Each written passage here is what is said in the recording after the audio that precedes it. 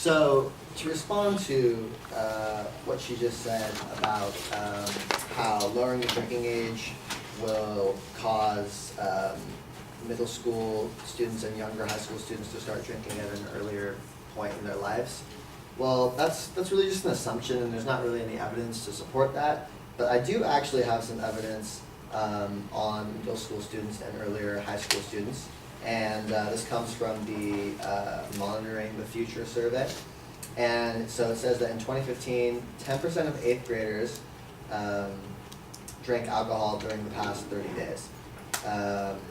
And 35% of 12th graders drank alcohol during the past 30 days. So that tells you that already 8th graders are experimenting and drinking alcohol. It's already happening. So she said that by lowering the drinking age, it's going to start happening. But truth be told, middle school students can get their hands on alcohol. Lowering the drinking age is not going to change that.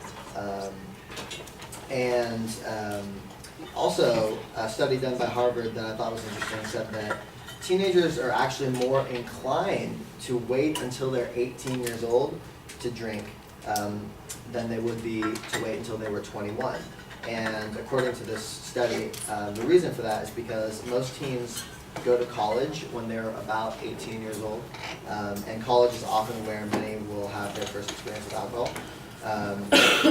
And according to the study, 62% of teens indicate that they would consider waiting to attend college before consuming alcohol. So that shows you, if the age that most people go to college is around 18, that means that 62% of teens would consider waiting till that age to consume alcohol. So if that was the legal age, most teenagers would support that, and that would be good. Also, there's been, the negative raised the point that 18-year-olds are not mature enough or prepared enough to consume alcohol as 21-year-olds are. But according to the American Journal of Medicine, 18-year-olds, generally speaking, process alcohol exactly the same as 20 or 21-year-olds do. They say that age is actually not a differentiating factor.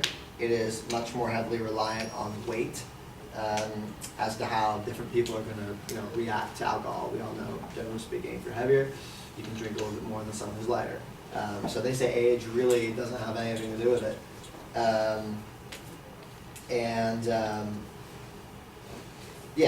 So, I don't see why they think that an 18-year-old is not as prepared as a 21-year-old would be.